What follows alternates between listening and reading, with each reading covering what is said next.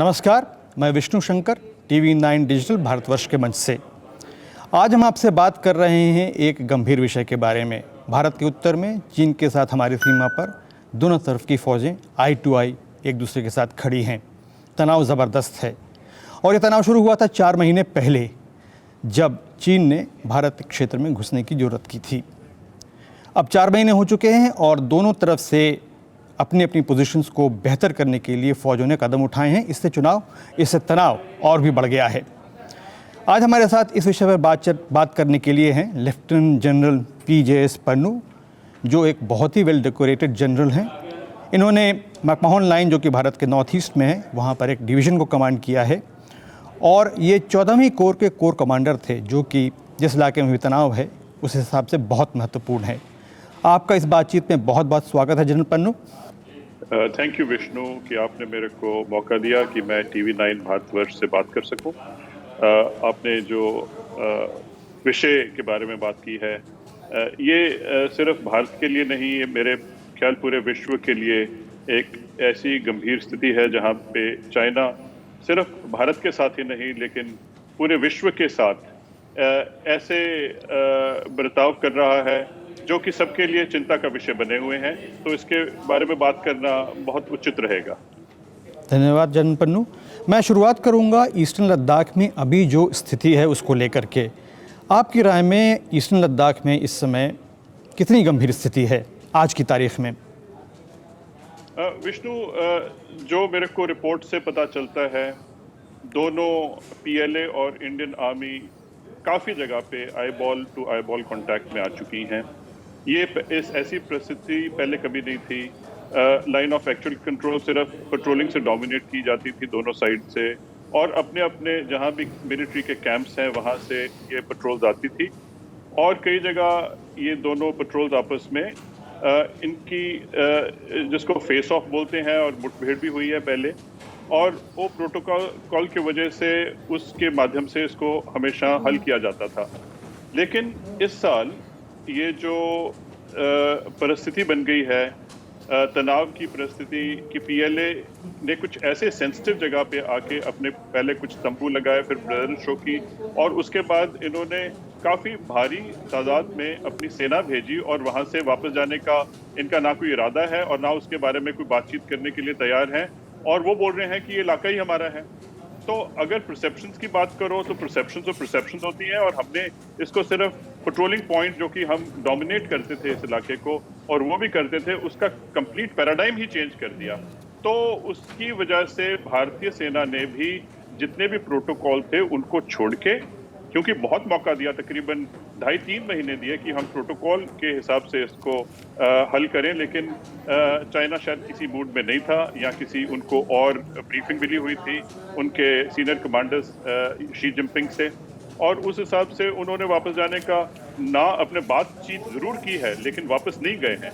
तो उसके साथ में कॉन्फिडेंस को धोखा आप बोलो या एक प्रोटोकॉल को उन्होंने बिल्कुल नज़रअंदाज कर दिया है। तो उसके बनस्बत जो हो सकता था, तो भारतीय सेना ने मौका देने के बाद में एक ऐसा काउंटर एक्शन लिया है। जनरल पन्नू, यहाँ पर मैं आपको रोकना चाहता हूँ। मैं यही आपसे पूछने वाला था कि हम इस पूरे तनाव के टाइम को 2 भागों में बांट सकते हैं, एक 29 अगस्त से पहले का और एक 30 अगस्त के बाद का।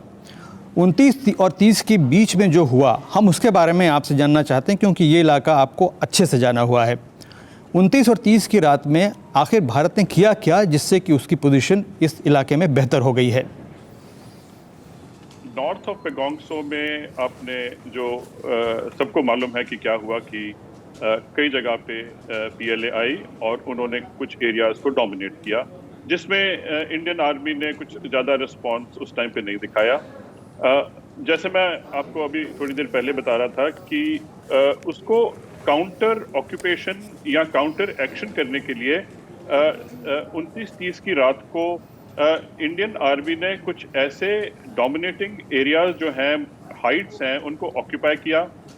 हमारी जो लाइन ऑफ एक्चुअल कंट्रोल की अंडरस्टैंडिंग है, एक तो उसको मद्देनज़र रखते हुए ऑक्यूपाई किया, और दूसरा उन्होंने ये मद्देनज़र रखते ऑक्यूपाई किया कि कहीं चाइना उन इलाकों को दोबारा पैगोंग त्सो नॉर्थ में जो हुआ है वही दोबारा एक्शन करके यहाँ पे कैप्चर ना कर ले। तो एक ऐसा काउंटर ऑक्यूपेशन हुआ है कि हमने ये सारे dominating area south of Pangong Tso हैं, इनके ऊपर अपने कब्जा कर लिया है और अभी हम काफ़ी अच्छे इलाके डोमिनेटिंग इलाके में हैं, जिससे हम उनका जो एक गैप है जिसको हम स्पांगूर गैप बोलते हैं, जहां से उनकी ओफेंसिव आ सकते थे, तो हमने एक ऐसा इलाका पकड़ा है कि उनके जो ओफेंसिव आने की क्षमता है हमने उसको रोक दिया है। जी जनरल पन्नू, मैं ये पूछ रहा हूँ, अब इससे आपको और आगे ले जाऊँगा कि आप क्या हमें मान सकते हैं कि साउथ बैंक पर तो हमारी पोजीशन मजबूत है ही, इसके बाद हमने जो मनूवर पैंगोंग लेक के नॉर्थ बैंक पर किया उससे रिज लाइंस पर हमारी पोजीशन पहले से बेहतर हो गई है?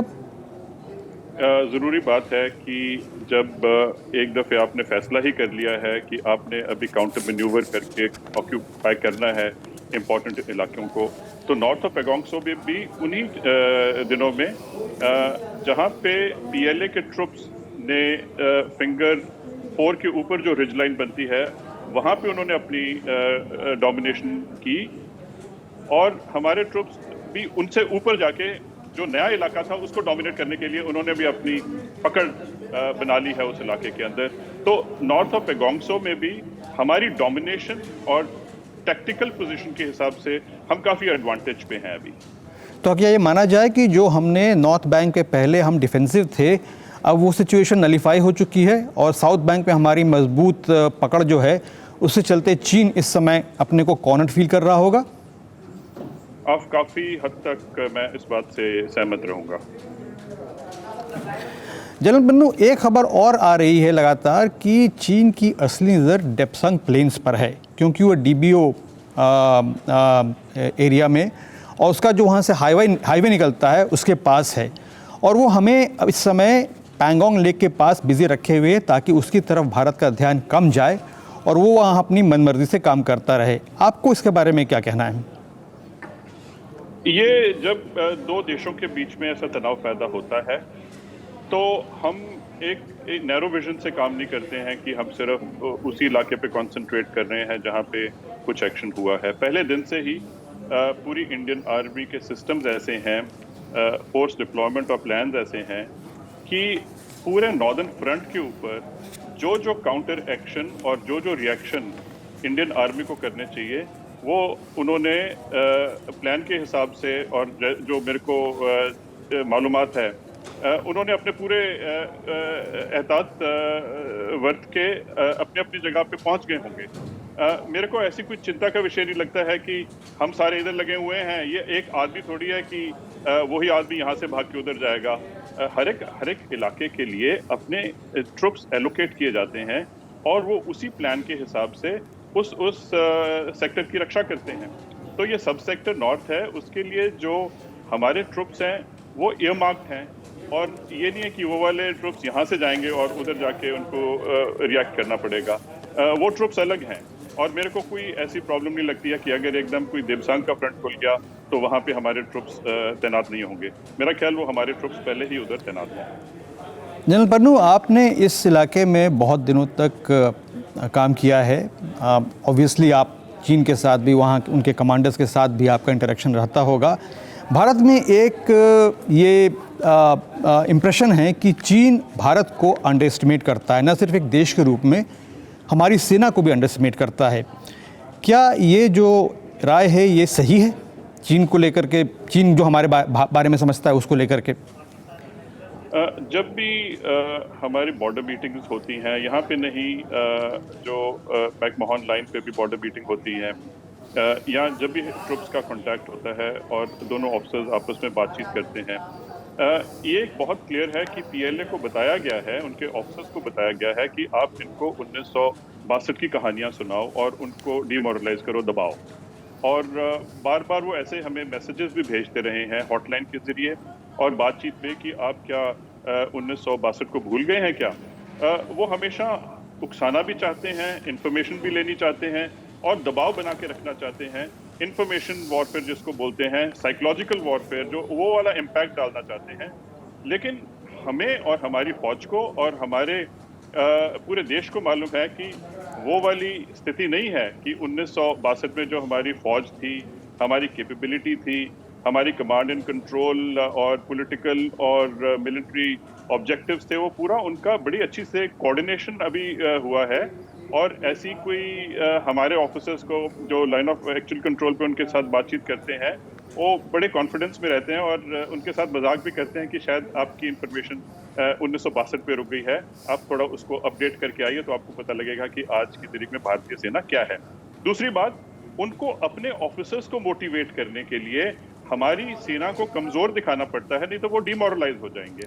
तो उनके लिए इंफॉर्मेशन वॉरफेयर सिर्फ हमें दबाने के लिए नहीं है, तो लेकिन अपने ऑफिसर्स और पीएलए के अंदर जितने सोल्जर्स हैं, जो एक सिंगल चाइल्ड पॉलिसी के तहत वो इतने मोटिवेटेड नहीं है रक्षा करने के लिए, लेकिन उनको ये बताया जाता है कि तो आप जाओगे तो भाग जाएंगे।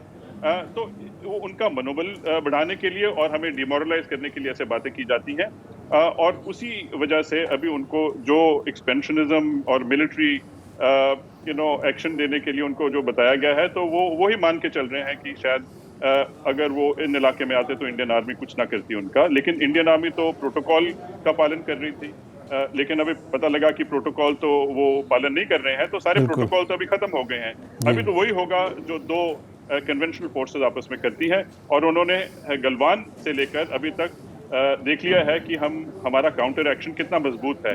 उनकी कैजुअलिटी हुई है, वो मानते नहीं हैं। और साउथ ऑफ पेगोंगसो में हमारे जो एरिया हमने डोमिनेट किए हैं, वो उससे भी काफी एम्बैरेस लगते हैं। और शायद उनको काफी अपने ट्रुप्स को साइकोलॉजिकल अपलिफ्टमेंट देनी पड़ेगी भारतीय सेना का मुकाबला करने के लिए। तो ऐसी बातें हैं कि हमें डिमोरलाइज करना और अपने ट्रुप्स को उनका मोराल बढ़ाने से ऐसी बातें वो करते हैं और उनको बताया जाता है। ये उनकी स्क्रिप्ट है, एक वेल नोन स्क्रिप्ट है। जनरल बनू, एक हल्का सा सवाल पूछ रहा हूँ। मीडिया में हमारे यहाँ बहुत तेज़ी से चल रहा है कि वो पंजाबी गाने बजा रहे हैं हमको डिमोरलाइज करने के लिए। अब मेरी समझ में ये नहीं आता कि पंजाबी गाने सुन के तो हमें बहुत हौसला मिलता है, तो इससे हम डिमोरलाइज कैसे होंगे? और ये इस तरह की चीज़ें चीन जो कर रहा है, इसका क्या अर्थ निकाला जाए?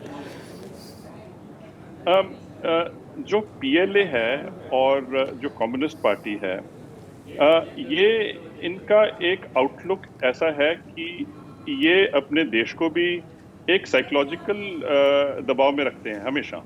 ये एक क्लोज सोसाइटी है, इनका मीडिया कंट्रोल्ड है, और वो जो बात बतानी चाहते हैं वो अपने लोगों को बताते हैं, जो नहीं बतानी वो अपने लोगों को नहीं बताते हैं। इस वजह से जो पीएलए जिस हिसाब से इन्होंने उसका फोर्स प्रदर्शन करते हैं, आपने देखा होगा कि लंबी लाइन में सोल्जर्स खड़े हैं, पीछे मिसाइल हैं, शी जिनपिंग उनकी इंस्पेक्शन कर रहे हैं यूनिफॉर्म के अंदर, जितनी भी एक्सरसाइजेस करते हैं वो एक डेमोन्स्ट्रेट करते हैं लोगों को। और इन्होंने तो अपने उसके अंदर लिखा हुआ है कि सिर्फ मजबूत ना बनो, लेकिन मजबूत होने का प्रदर्शन दीजिए। और जो भी ये एक्सरसाइज करते हैं वो ड्रिल के मुताबिक करते हैं, लोगों को साइकोलॉजिकल इम्पैक्ट करते हैं कि हमारी फौज कितनी बड़ी और कितनी टेक्नोलॉजिकल इंटीग्रेटेड है।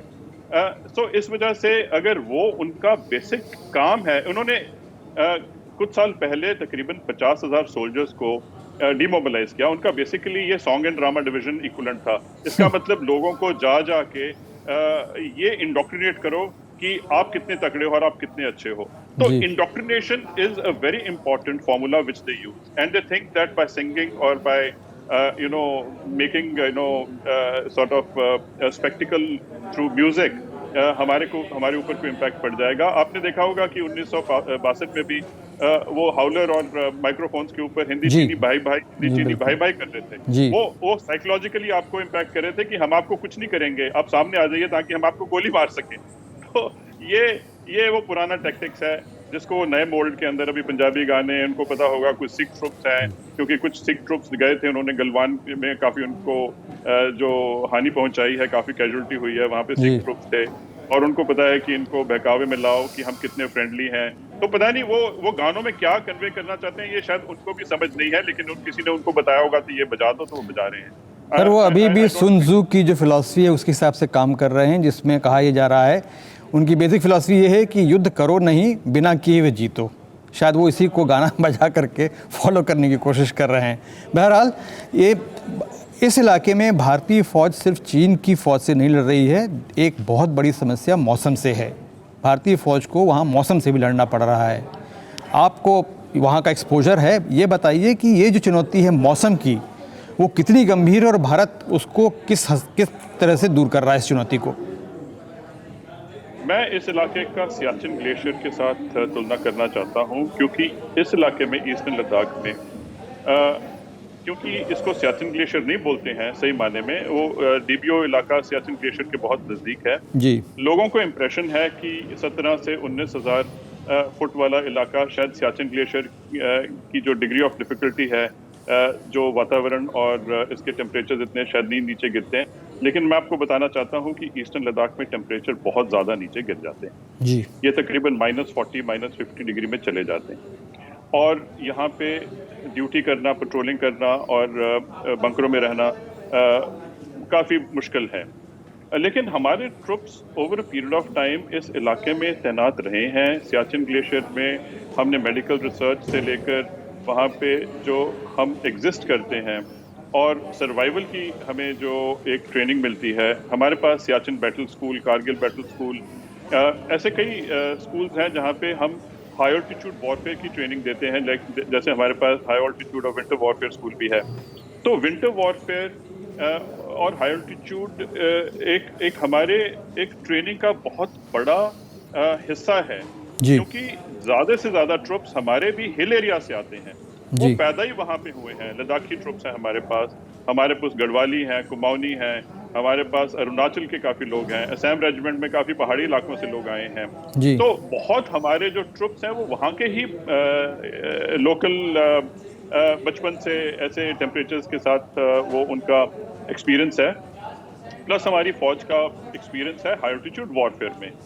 सिर्फ एग्जिस्टेंस नहीं, सिर्फ सर्वाइवल नहीं, हमने तो वहाँ कारगिल के युद्ध में ये पूरे विश्व को एक प्रदर्शन दिया है कि इतनी बड़ी जो हाई ऑल्टीट्यूड की लड़ाई है, हमारे इन्फेंट्री सोल्जर्स ने क्लिफ चॉप असॉल्ट करके दुश्मन को कैसे खदेड़ा है। ताकि दुश्मन बड़े डोमिनेटिंग हाइट्स में बैठा था। वो अलग बात है कि हमने कुछ जहाज़ों का और आर्टिलरी का यूज़ किया, लेकिन इन पहाड़ियों के ऊपर इन फायर का कई दफ़े असर होता है, कई दफ़े, लेकिन इन्फेंट्री जितनी देर जाके इनको फिजिकली गुत्थम गुत्था की लड़ाई से नहीं हटाती है तो आप उनको कैप्चर नहीं मान सकते हो।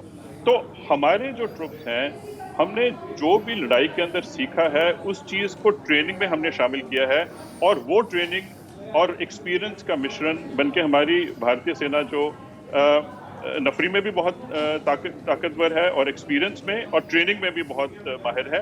तो मेरा ख्याल है कि इस इलाके में हमारे ट्रुप्स काफ़ी यूज टू हैं, और इनके लिए चैलेंज तो है, ह्यूमन बॉडी के लिए चैलेंज तो है, लेकिन इतना बड़ा चैलेंज नहीं है जितना शायद ये पीएलए ट्रुप्स के लिए होगा, क्योंकि वो मेनलैंड चाइना से आते हैं। जनरल पन्नू, मैं ये आपसे पूछना चाह रहा था, क्योंकि हमारा समय ख़त्म होने वाला है, कि कल यानी कि शुक्रवार को चाइना स्टडी ग्रुप की मीटिंग हुई थी। इसके पहले एक हफ्ते पहले मॉस्को में भारत और चीन के विदेश मंत्री मिले थे और यह तय हुआ था कि दोनों तरफ के कोर कमांडर्स जल्दी मिलेंगे ताकि तनाव को कम किया जा सके। अभी तक इस पर कोई मूवमेंट नहीं हुई है। क्या इस तरह से चुपचाप बैठ के चाइना कोई मैसेज दे रहा है? अगर आप देखें लड़ाई होने का तरीका, आप 1962 में भी देखें कि लड़ाई फेजेस में हुई थी। लोग बोलते हैं स्टेलमेट है, स्टेलमेट भी हो सकता है, लेकिन अगर इसको एक फेजिंग के ऑपरेशन के हिसाब से देखा जाए तो शायद ये तैयारी में है कि अभी नेक्स्ट फेज में उनको क्या करना चाहिए, उसकी बिल्डअप। अभी दोनों ट्रुप्स काफ़ी नज़दीक आ चुके हैं, दोनों ट्रुप्स की इस एरिया की फेमिलराइजेशन बढ़ गई है।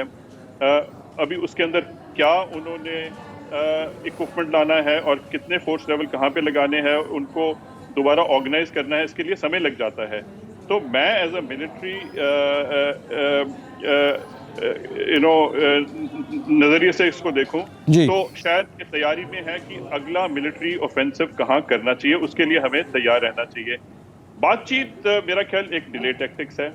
बातचीत ज़रूर होनी चाहिए, क्योंकि दोनों देशों को लड़ाई लड़ना एक समझदारी की बात नहीं है। न्यूक्लियर आर्म है, पीस लविंग कंट्रीज होनी चाहिए, हम तो हैं, लेकिन वो एक्सपेंशनिस्ट हैं।